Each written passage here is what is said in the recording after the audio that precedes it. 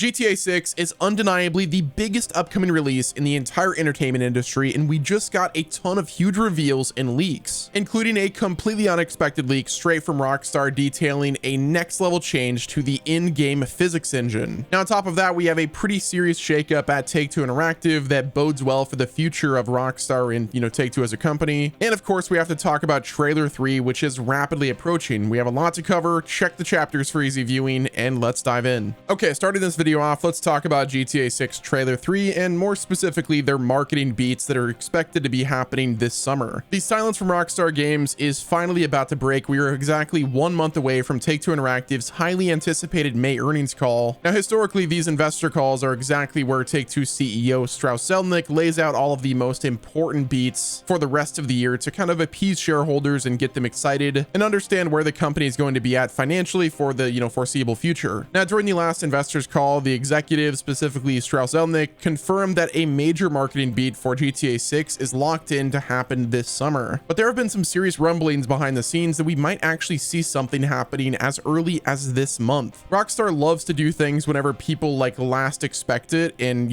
them dropping it early before the investors call would be a pretty smart move. I seriously think whenever we get the next trailer or this marketing beats that they talked about, they're just gonna randomly drop it probably on a random Tuesday that completely shatters the internet. Now, when they say marketing beats are coming, we have to look at Rockstar's playbook from the past. With Red Dead Redemption 2 and GTA 5, the second phase of marketing always brought a massive influx of details. So we're talking official screenshots and gameplay trailers and all that stuff. And we've already seen quite a few screenshots of Leonida from their website, but more importantly, I think we're all waiting for the next trailer to drop. Now, if we're being totally real for a second, when Rockstar finally kicks off this summer marketing campaign, we need to desperately, and I mean I want to see what the actual gameplay looks like. Now, the first trailer was phenomenal. We have the incredible cinematic shots. We know the main characters. We know the vibe, but we need to see how the game actually handles in real time, or at least somewhat how it handles. I guess we don't have to see one-to-one gameplay that's raw footage, but they need to drop something that shows us that they are really far into the game and we're not gonna have to deal with another delay. I'm not saying full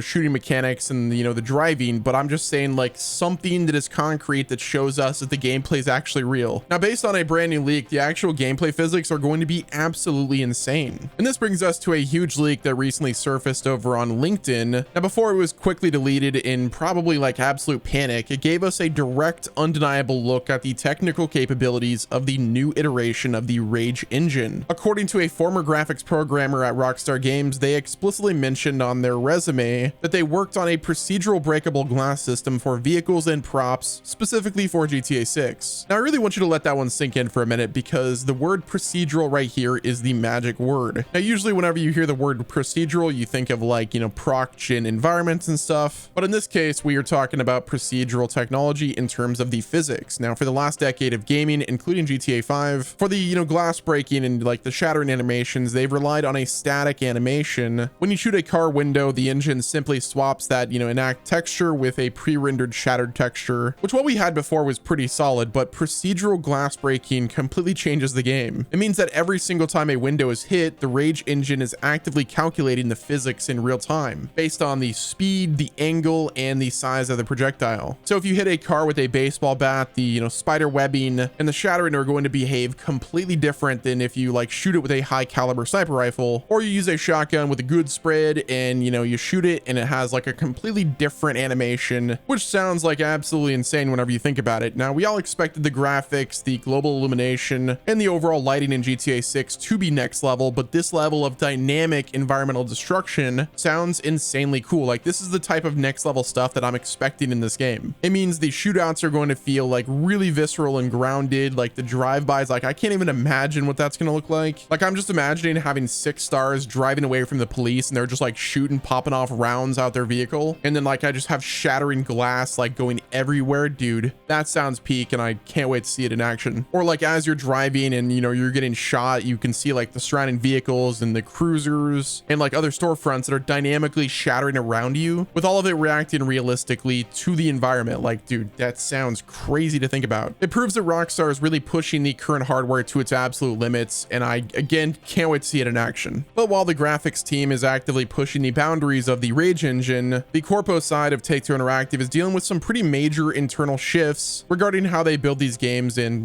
publish them. A huge report just broke detailing that Take-Two Interactive fired the head of their AI division, along with a number of employees who are actively working to leverage AI in the development pipeline. We are currently living in an industry where almost every major publisher, from Ubisoft to Microsoft to Square Enix, is desperately trying to figure out how to use Gen AI to cut corners. They want AI to write, NPC dialogue, generate concept art, and build environments. Like, we're seeing it actively every day. But Take-Two Interactive CEO went pretty based recently whenever he said that AI could never build a game like GTA. So them firing the head of the AI division completely backs up that philosophy with actual definitive action. Now, it could be that they're going to replace him and they're going to find somebody else for their AI division that's, more experienced or, has a better philosophy on the matter, which I think that's probably the case. Like, something tells me that they're not going to abandon AI completely, especially as the technology grows. Like, in my opinion, this is my take on it, AI can be used as a tool. If you're somebody who's like a big goofball like me that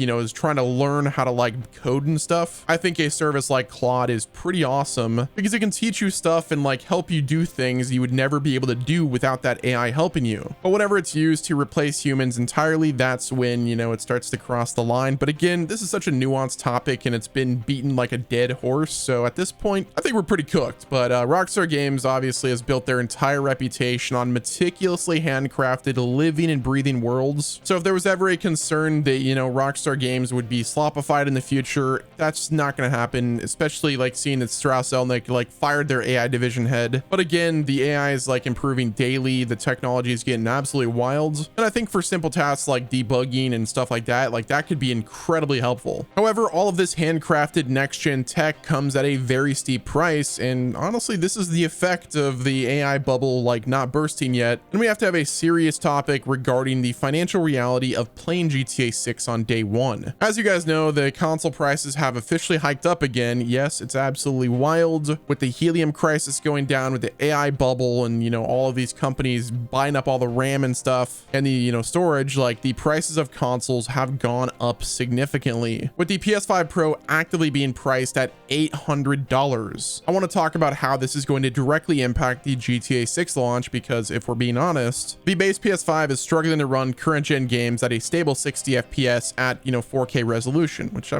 guess 4K on a console is still pretty wild to think about. And if you can hear her in the background, my dog barking is very passionate about this topic. He is upset that it's $800 to buy a PS5 Pro. And because of the base PS5 struggling, developers are constantly forcing players to choose between blurry upscaled performance mode or a choppy 30 FPS fidelity mode. Now, given the sheer density and scale of GTA 6, what it's going to be, it's highly likely that the base PS5 and the Xbox Series X are going to be completely locked at 30 FPS. Rockstar will most likely prioritize the graphic fidelity and simulation over the frame rate. I think it's just kind of obvious that they're going to do that. And if the only way to play GTA 6 at a smooth 60 FPS is to upgrade to the brand new PS5 Pro, the barrier to entry is going to be astronomical, and that doesn't even factor the price of the game itself. Given the massive, ballooning budget specifically for this game, the standard price of this game is likely going to increase. Strauss Zelnick has frequently talked to investors about the value per hour, so my personal guess is that Take-Two Interactive knows exactly how much leverage they have, and they're going to likely push the envelope like Nintendo did by pricing the base edition of GTA 6 at $80. So when you sit down and do the math, people are about to spend upwards of $1,000 total, factoring the $800+ console plus an $80 game and then taxes and all that fun stuff. All of that just to be able to play GTA 6 the way it was truly meant to be played at, hopefully 60 FPS, which that is a massive financial hurdle. For them to, have to spend that much money just to be able to play 60 FPS is going to be expensive. And I know a lot of people are going to do it. I'm actually happy I bought my PS5 Pro a while back. The fact that my consoles, my base PS5 is an appreciated asset is just mind blowing. And finally, we have to talk about the threat of another delay. The game is currently officially targeting for 2026, with it's currently scheduled in November, but Rockstar Games has, a highly documented history of pushing their games back multiple times in the hopes to achieve absolute perfection. Both GTA 5 and Red Dead 2 saw significant delays from their original launch windows. And let's be real, Rockstar is not going to compromise on the quality of their games. If they are really implementing all of these next generation things, all done by humans, the next 4 or 5 months, and honestly up until the launch, are going to be absolutely insane. The QA for this game, the testing process alone is going to be so demanding. According to industry insiders and, various press, they seem to believe that the 2026 November release release date is not going to be touched. But again, anything can happen. We will know very soon. Like, we will know as soon as we get the next marketing beat that is scheduled for this summer if the game is going to get delayed or not. And honestly, it would suck a lot if that happens, but again, it is what it is. They're going to make sure that this game is perfect. But that's going to wrap it up with this video. Let me know what your thoughts are down in the comment section. When do you think we're going to get the next trailer? Are you spending $1,000 on a PS5 Pro and an $80 copy of the game and all of the other tax and stuff just for the possibility of it playing 60 FPS, or no? Hit the like button if you enjoyed, subscribe with the noties on, and until next time, this has been Wes, and I'll talk to you guys in the next video.